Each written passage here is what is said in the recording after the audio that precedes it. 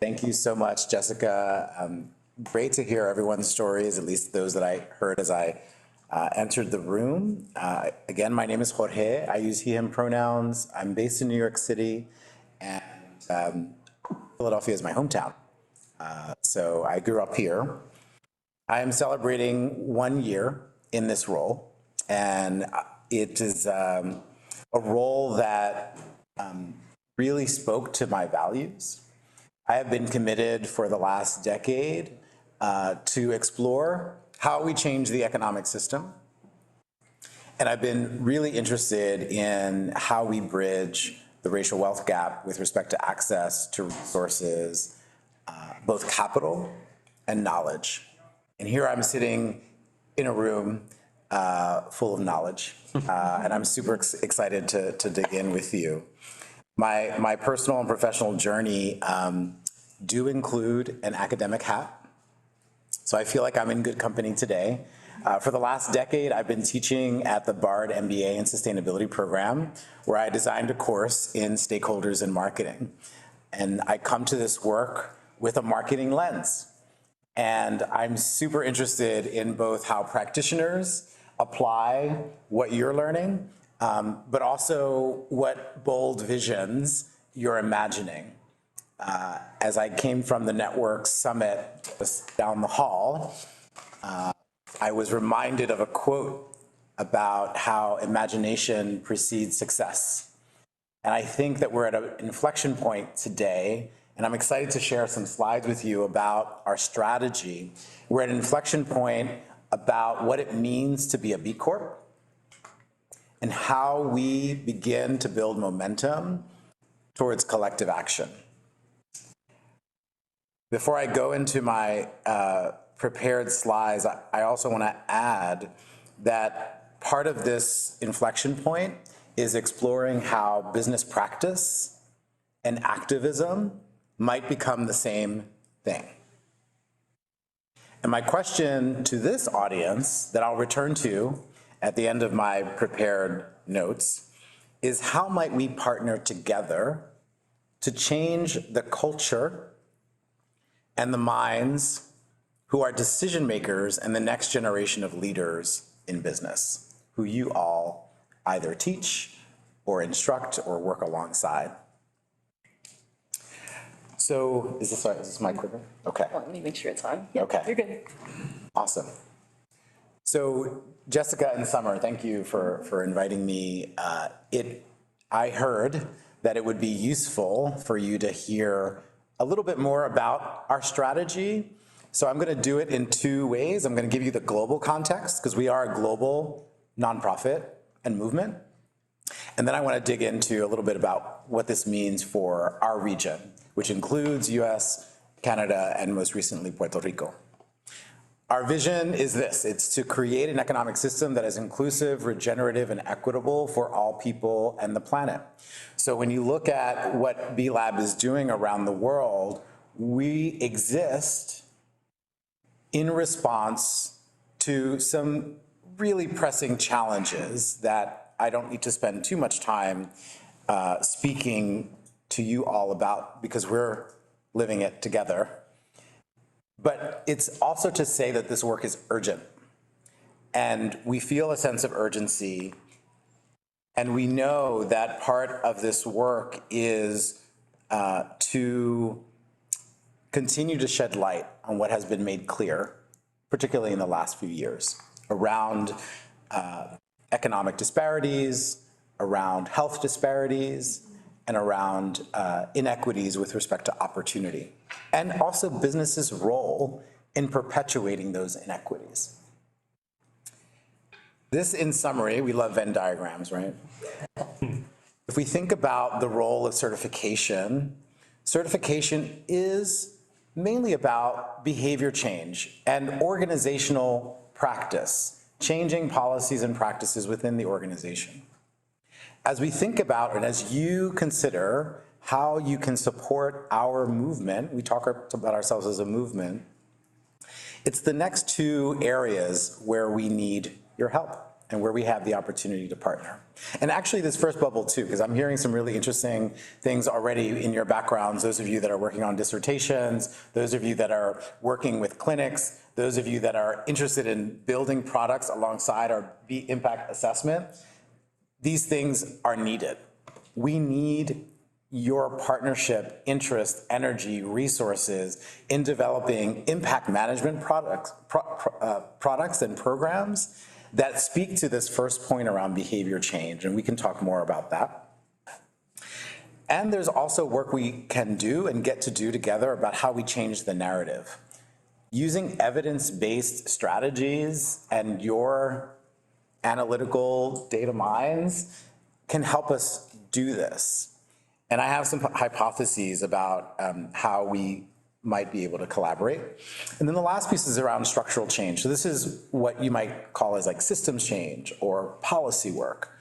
And we've spent the last year actually building a new policy and programs team, creating some opportunity for our own team to have subject matter expertise within the organization. And we need to unlock that expertise. And we also know that we are not the experts. I'm going to come back to that point in a moment to talk when I talk about the role of B-Lab, US and Canada. But if you know anything about our work, you know about the B impact assessment. It is, for many, the first touch point when you come to explore what it means to certify. And when you achieve certification, then you get to access all of these amazing networks like the ones that are convening today, whether it be We the Change, that focuses on gender equity in our movement, or the Black, Indigenous, and People of Color network that's focusing on creating equity and equitable opportunities and access for those marginalized communities. Or our B Corp Climate Collective, who's using and being reignited right now to understand not only what it means to be working to decarbonize the planet, but to do so in a just way. So we have already created infrastructure around communities of practice. And when you become a B Corp, it's not just about gaining the certification, it's about continuous improvement. And so here again, I want to underscore one of the opportunities that I'm walking in with curiosity around is like, how do we work together to create the kinds of continuous improvement products and programs that you might already be learning and your students might also be engaging with. Now I hear my voice. Yeah, can someone mute themselves, please? Did someone just join in the room? I think it's wrong. Testing? Okay, I think the echo's gone. There we go. The last thing I'll say on this slide is where we're headed, which is building that movement towards collective action, and I'll talk more about that as I get into our strategy. Maybe the clicker needs a reset.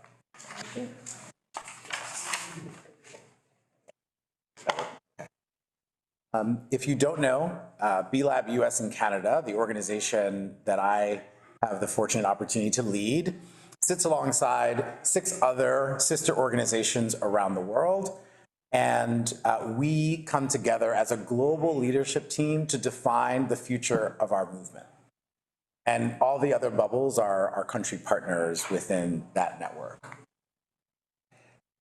Some numbers, if you don't know, we're 6,000 certified B Corps globally. What you may not know is over 200,000 companies have actually completed or started the B impact assessment. We sit on a rich data set. We are a data company, and we do not act like one.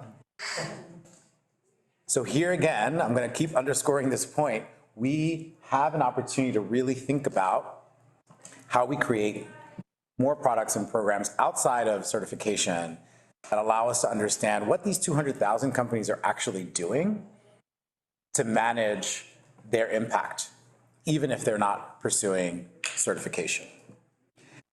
It may also be of interest to you that we now have 30 publicly traded companies.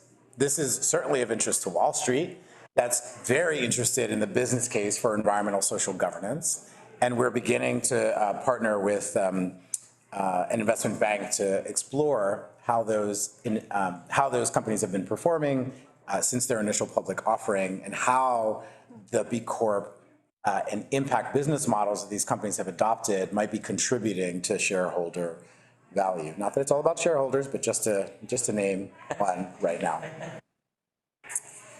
So how does US and Canada then feed into this work? Our theory of change and our long-term mission is to be a connector and convener that cultivates and mobilizes and amplifies the collective impact of our B Corps. Our B Corps are our beacons of what's possible. So our role really is to unearth what they're doing and to elevate and uplift their impact stories so that more businesses might be compelled to adopt their practices. We've adjusted our timeline. I'll be frank about this, because when I joined, we were talking about achieving this impact statement of systemically advancing the work around climate justice, racial equity, and stakeholder governance by 2025. We're not going to be there by 2025. And that's okay, because this work requires deep understanding and education that our community, frankly, hasn't had the opportunity to go deep around these issues, to understand how to connect them, knowing that they're interconnected issues, how to connect them to their business, and with good intention, create new business practice. If you know anything about the history of B-Lab, we actually started and are rooted in stakeholder governance. We have a lot of legitimacy in terms of changing policy because we have passed public benefit corporation legislation in over 40 states and multiple countries around the world. This has been a game changer for our work, that we can actually begin to change the policies under which business operates, that ultimately does inform and affect the decision-making of boards of directors and management. When rooted in stakeholder governance and really focusing on the rules under which business operates, we get to focus on the bigger systemic issues of racial equity and climate justice. But I want to bring in a voice here. Audre Lorde has been very known to say, I see some head nods in the room, that there's no such thing as a single issue struggle, because we do not live single issue lives. And I bring their voice into this conversation because we've also built a movement whereby many companies have chosen and put a stake in the ground, and I'm going to be the best in climate. I'm going to be the best in workers. I'm going to be the best in creating impact in our community. We're actually beginning to say, actually, no, these issues are not separate. And to be a B Corp going forward means working on all of these things collectively. And so how do we begin to shift our own understanding of what it means to be part of a certified community to one that actually redefines what it means to be a business, with these issues informing what that looks like? The clicker is losing me again, so if you can help me out, yeah, Summer. Sure.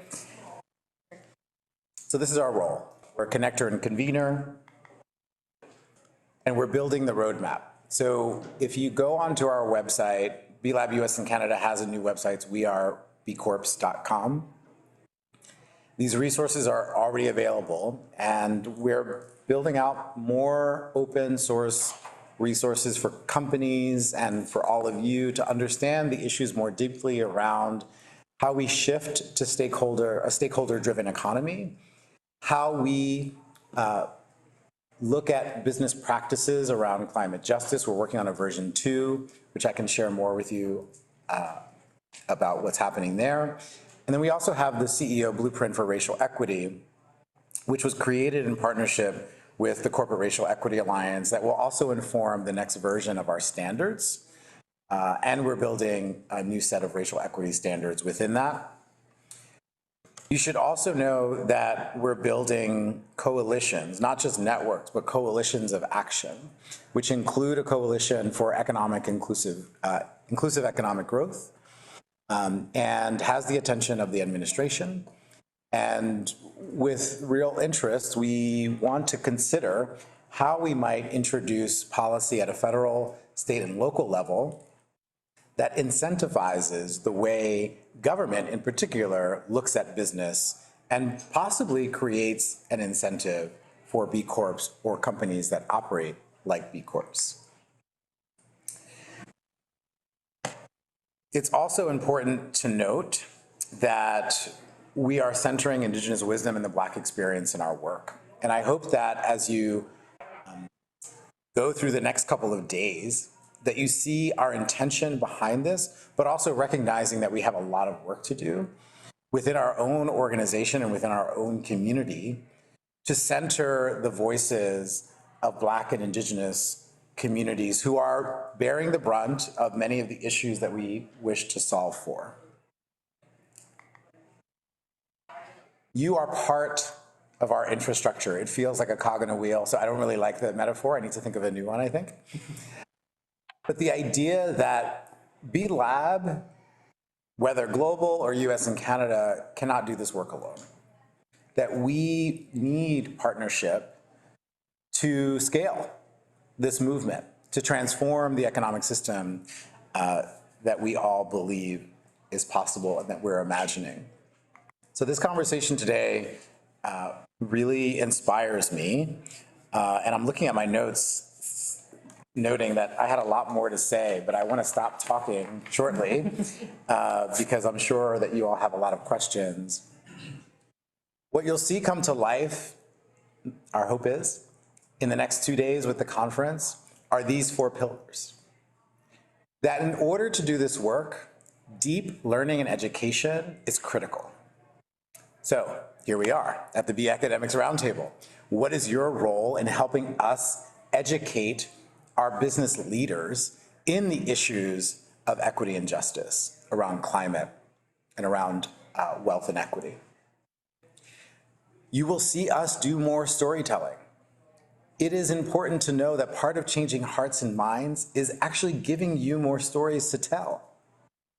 And so we're investing there, and we're looking to bridge beyond statements, and this connects to the next version of our standards, by saying that commitments are important and we hold companies accountable, but actually making progress on our net zero commitments, actually reducing inequities in our communities is even more important. So this is the next chapter of our work, while we ultimately look at this longer term benefit and impact around redistributing power and wealth, knowing that there's enough for everyone, that we shift from this mindset of scarcity to one of abundance, and begin to think about how we can ensure that there is enough for everyone. I really hope that you get the chance to meet more of our team other than me. We all wear these red lanyards, and there's some Patagonia bags that are being carried around. So I hope that they'll reinforce some of what I've said here today, and I think we'll open it up for questions. Yeah, I think so too. I had a few questions, but I think what I will do is just open it to the community here. Does anyone have any questions for Jorge? Joel. Hi, nice to meet you. Hi. Washington University, and I'm part of B Academics. On one of your earlier slides, you talked about your approach to systems change. And I was kind of curious that it didn't seem that you were talking about benefit corporations or impact investing, which historically I've understood as sort of 2 legs of your 3-legged stool. So I was kind of curious if you could comment on where you see those things in the sort of theory of change or approach to systems change, today versus 15 years ago. Yeah, Joel, thanks for the question. Actually, I hid some slides, so I didn't touch on those 2 points of benefit governance and really the investor community conversation has really changed, right? Especially in the last few years. One thing that we're celebrating is, BlackRock's prioritizing the Public Benefit Corporation and introducing that as a shareholder proposal, and them coming out in support of more proposals that look to codify benefit corporation status. This is an important part of the legacy of B-Lab, and we see that outside of our own community, we have an opportunity to do more with our own employee base. So that's one stakeholder that we think we want to create more resources for.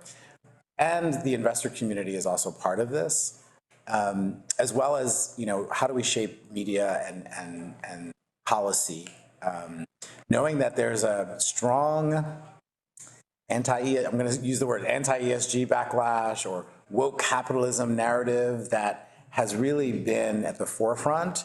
And one of the conversations that we're hosting today is looking at how we can bring more evidence to the conversation to support the business case for ESG, and using that evidence to educate our business leaders to talk more publicly about business as a force for good. And so I hope this answers your question, but we're stakeholder governance, and working alongside the investor community is an important part of our strategy.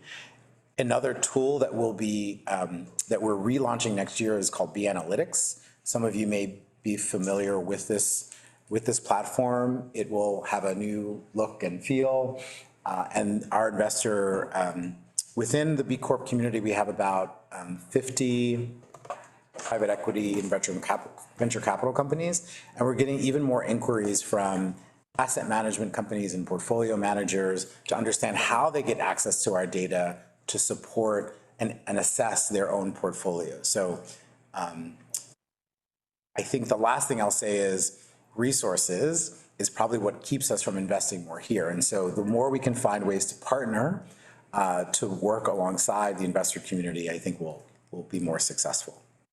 Thanks. Thank you. Did you have a question? Yes. Yes, hi, Todd.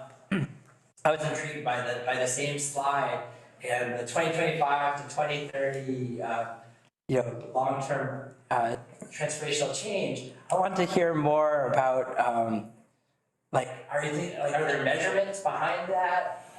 It sort of seems like one of those goals that you can never achieve. You're always chasing it, So I wanted to hear more about how will we know we've arrived at the utopia? Yeah, we have not defined what success looks like. Just to put that up front, it used to be that getting more companies to certify was a metric of success. And I think we're now realizing, one, we've not built an organization that can do that quickly enough. And then the second is, well, what does it mean to certify if, broad strokes statistic, only 20% of B Corps actually engage outside of certification? So our challenge is how we've positioned certification, frankly. That, I mentioned we're shifting from being just a certification to a movement. This is an important, I'll use the word again, inflection point, because certification has created value for a lot of companies, but we haven't required B Corps to necessarily do more. But this will change as we look at the next version of our standards, because we've understood that our standards have not kept up with public sentiment. And ensuring that our standards incorporate net zero commitments, for example, or require collective action as a component of being a B Corp. And so if you're not engaged in the conversation of the evolution of the standards, I would invite you to do so. We have an open public comment period happening now through the end of, well, it ends today, I think. Today's the 30th, right? Get on it. Yeah. It will open again in the beginning of next year. And we've been intentionally creating opportunities for feedback on the standards. But I would say to you that we are, as a global network, not just for US and Canada, asking ourselves this same question as to what does impact look like by 2030? Yes. Nicole Morris, Champlain College. We met at UNH. Good to see you again. So I have a question that I think dovetails off the most recent conversation, and it relates to how we're going to know whether or not there's continuous improvement in the process. So when I started out in my research, I was really hoping as an educator, some of us are familiar with Carol Dweck's work around growth mindset. It's in the K through 12 population. And I really had hoped that certification would inspire this process of continuous improvement. But what I found was that for most, it was a every 2-year process and not really thinking about it or using all the tools that B-Lab had put out in terms of best practice, collaboration, et cetera. So is there a new strategy or is there an incentive system around motivational theory and systems change that B-Lab is starting to initiate around that? Yeah, I love this question because we have a responsibility, I would say, to support companies in bridging the current version of our standards to the next version that will require more of B Corps. And so to the question of growth mindset, when you start to look at the data, I'm not going to get the statistics exactly right, but one example is for those companies who've made a commitment, are monitoring or are actively reducing greenhouse gases, the statistics are something like 30%, 25%, less than 10%. So I would say unearthing that information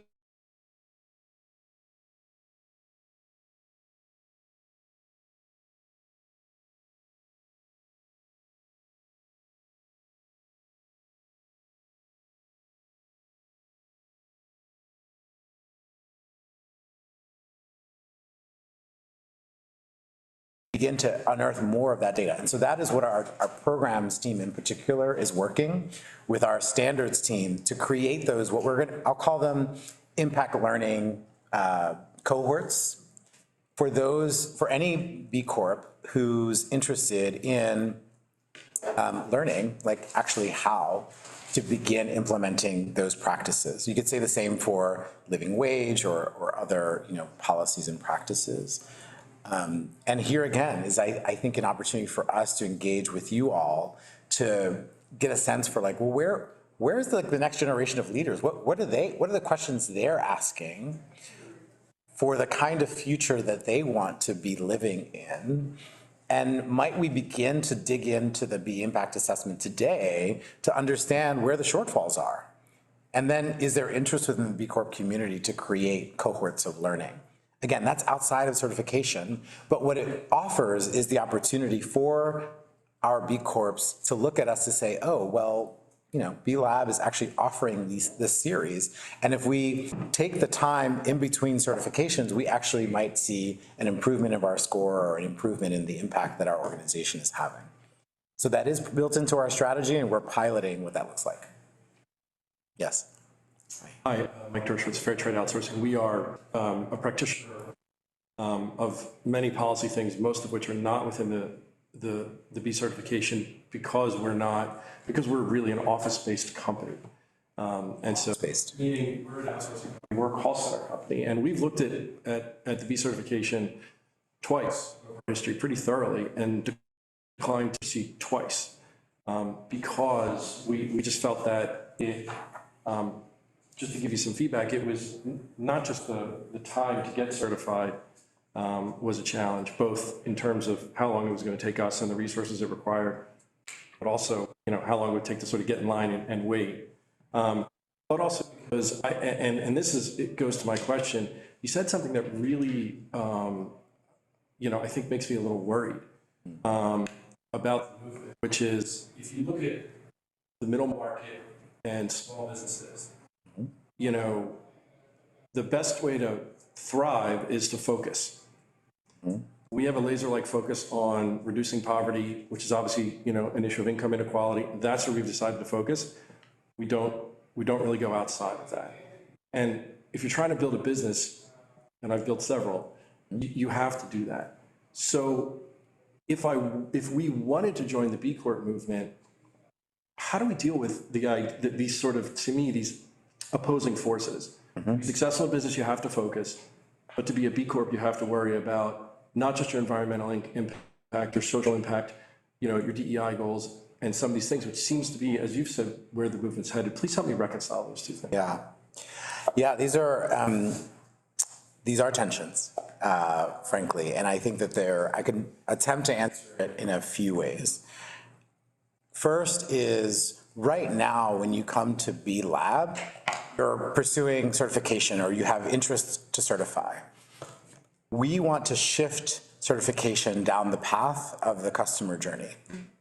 It's important that we continue to hold B Corps up as lighthouses, beacons of what's possible for business. But until we expand our circle of concern and begin to share best practices with more companies who can adopt those same practices to create impact, we won't achieve our broader vision of systemic change, frankly. Or at least we don't believe so. And so related to that is actually taking a different approach to the offering, particularly to smaller companies. I'm going to use the word micro Bs, but like a micro B could be like under $1 million, so you're not that small, right, at the end of the day. But our small businesses are our largest employers, particularly here in the US. When you look at Canada, 98% of companies are small and medium-sized enterprises, right? So I recognize that small companies are the economic engine. And this is an important area of us to focus on because our product offering is not right size for small companies. So we're working on this. The standards, and I want to also say as a caveat, our role as a global partner, you saw the map around the world, our role as a global partner is to create the impact within our region, but we don't have accountability over the standards, okay? So there's a separation. We don't have accountability over the standards. So the standards sits within the B Lab Global organization. We engage stakeholders in feedback and the evolution of the standards, but there's a sort of separation between church and state around that evolution. The standards will likely go through its own standards of standards like ICL or ISO to continue to maintain its own integrity.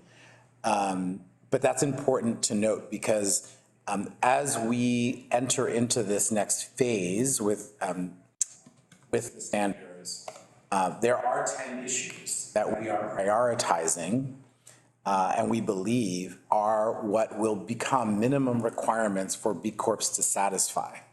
And so now is the time, frankly, and over the next year to give feedback about what that means for smaller companies. And when you dig into the details, you'll see that the requirements are adjusted for company size, revenue, and employees. Yes. Actually, can I, just 1 second, I want to make sure we have about 7 minutes left here, or 5 minutes. Does anyone online have any questions? Okay, great. Go ahead. Yes. I think an extension of the questions around standards so far. I'm from India. We have. There is no B Corp presence in B-Lab presence in India yet. Yeah. There are about 6 only headquartered last year. Yeah. But Yeah. in a context, India is like the 3rd largest economy. Yeah. We are the 4th country with most number of billionaires, 7th with most number of millionaires, and of course there's a lot of inequality.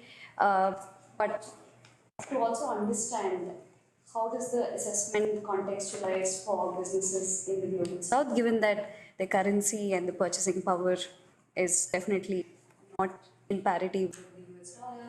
Does the fee reduce for Indian businesses? That's one part of the question. And the other being, Okay. do the metrics speak to the global south's version of diversity?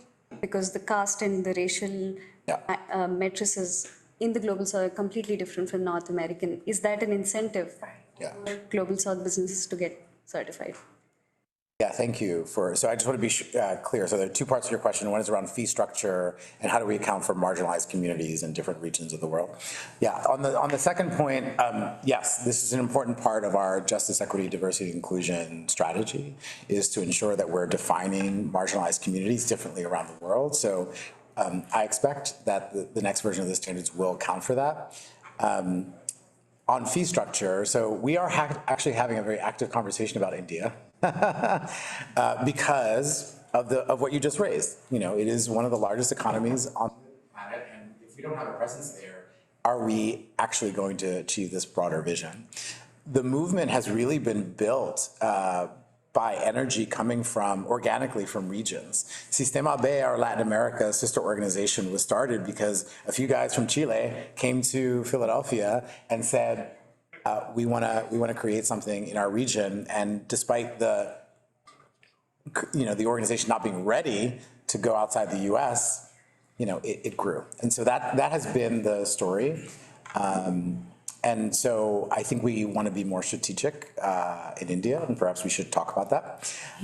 For fee structure, we do have a mature market and a developing market fee structure, and our pricing does differ around the world, and we each have purview over what our price book looks like. So there are also, equity discounts, particularly for women-led or Black, Indigenous, people of color-led businesses, or veterans, people with disabilities. So we're accounting for this in our business model, and I hope that answers a little bit of your question, but our entry into India, I think, is an opportunity that we want to explore more. All right.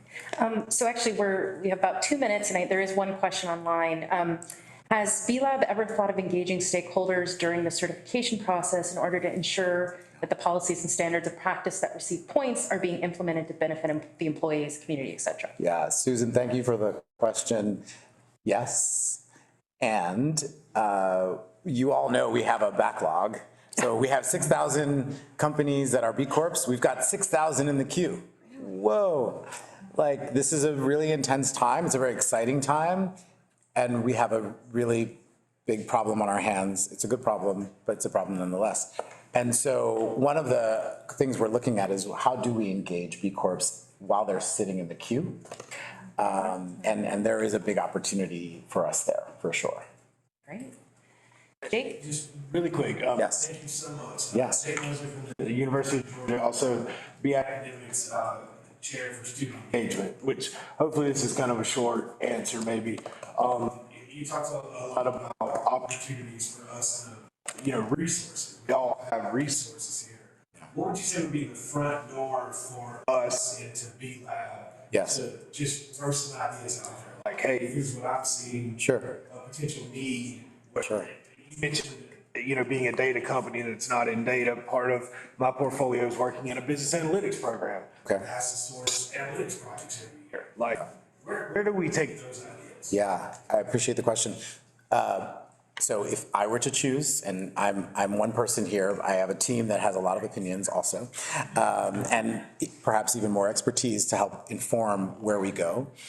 I would say our analytics platform is where I would like to get every academic and student building hypotheses and asking good questions to understand what our data tells us to begin with. So going into next year, as we launch the analytics tool, I would like us to offer it for free. Now, to academics,